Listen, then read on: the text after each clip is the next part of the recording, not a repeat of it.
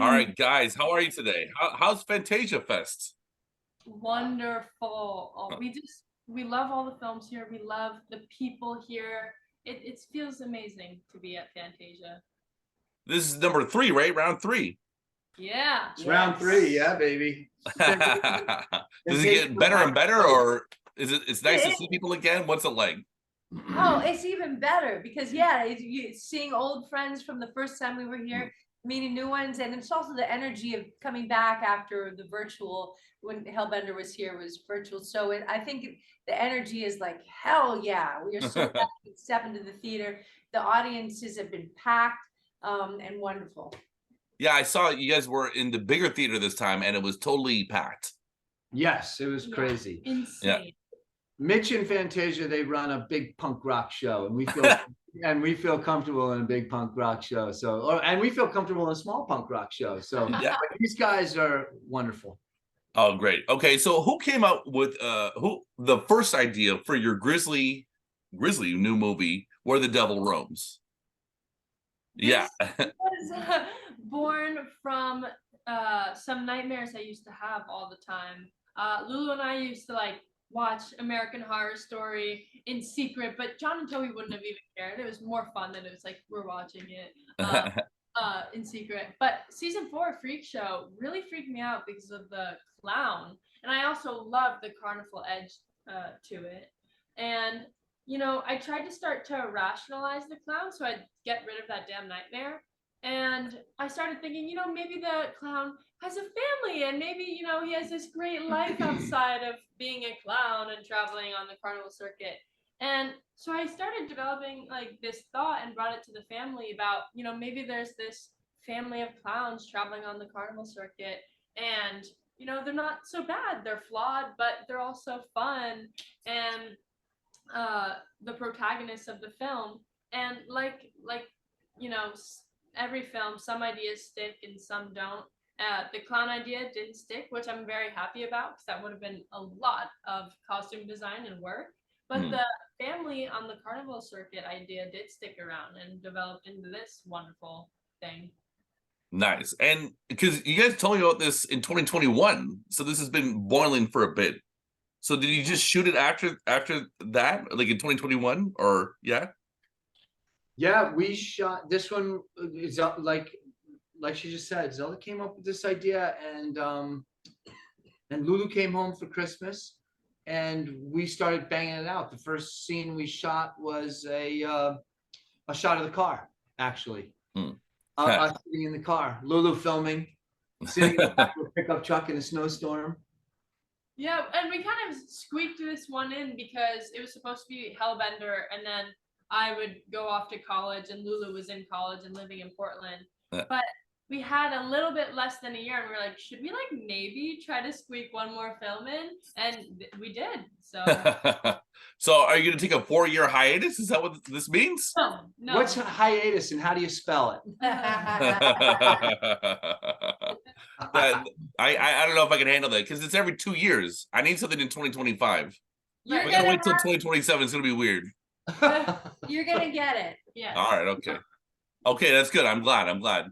So you said American Horror Stories, but are there any real life figures? Because it's the Depression too. Were there any characters that do exist, or any stories or folklore or mystical stories out there that when things got going became an influence on Where the Devil Roams? Well, the Bible's always fun.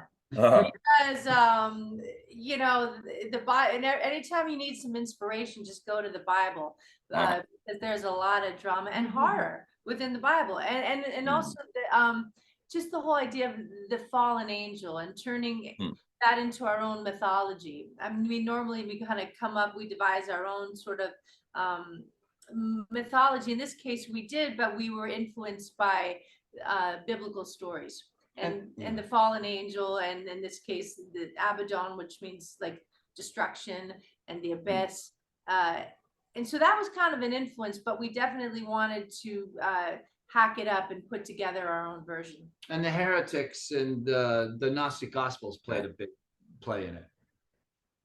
Is there like a text people could check out? The Gnostic text? I don't know what. Well, there are the Gnostic Gospels, which are really interesting because basically the Gnostic Gospels are like, you know, it's an early Christian group that said everything that you're learning from like the Bible is the opposite. Yeah. That God is actually the devil. So it's just super fun stuff. Obviously, the church was like, kill them and burn them. Yeah, heretics. So we don't. That's not. So we don't want to read that stuff. So it's really fun. Yeah. Do you guys know about Elijah Muhammad's? He like did his own version of the Bible, and he said aliens are in the Bible. I I know. didn't know that. I don't know, maybe another movie for you guys. I don't know. Yeah. Would you guys do a movie about aliens? Would that be fun? We haven't ventured into that. That could be very fun. Thanks for the for that. Yeah, you take it. I want to see it. All right. Do you think this is the most like violent movie you've done? Is it like liberating to be like depraved?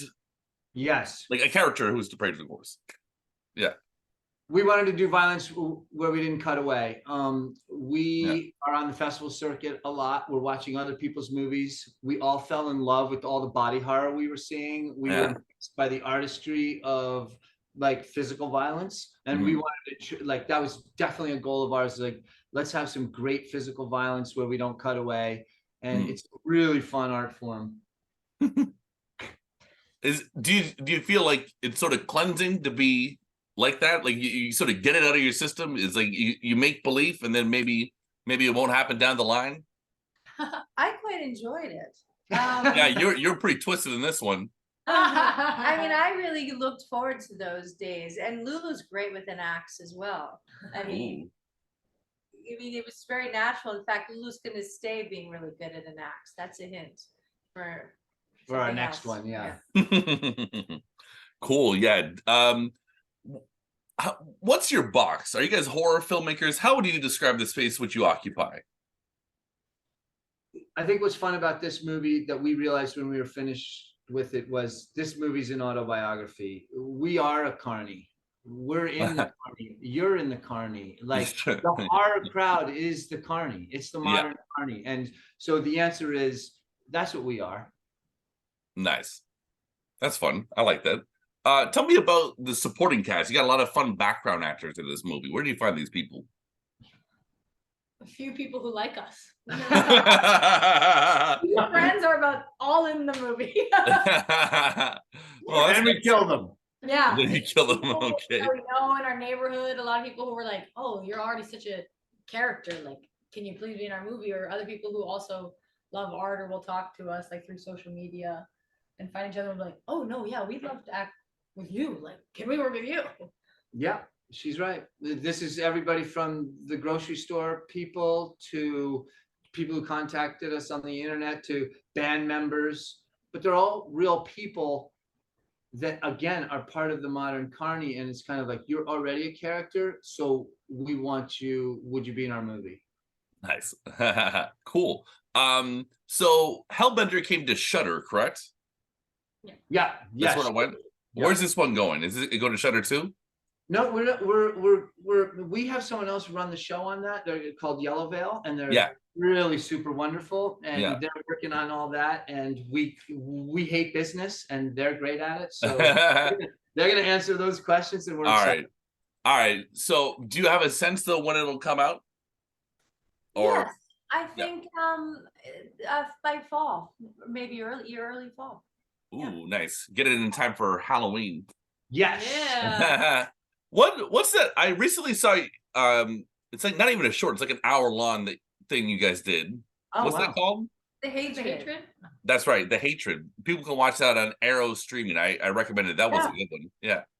Oh, that's so Wow, nice that's of cool. you. Like very rarely does anyone bring that up, and that was the whole beginning. Lulu and Zelda and I made that one for fun, and it changed our lives, right? Yeah, it was a really fun one. It was kind of that start because it kind of took us into the deeper you dig, but it was kind of that trial and in between period. Toby was working on a ton of projects, and we were like, "Oh, we miss Toby. We want to do something. Let's get out this angst," and got to really kind of use the cat skills in that darkness. It was really kind of setting that space for what we were already doing. We already loved working with nature a lot. All of our movies always have nature. He's running our show.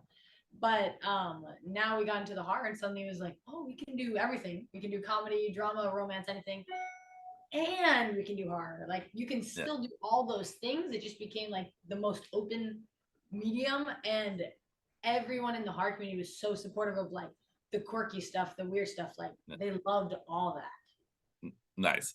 What's the next movie going to be about?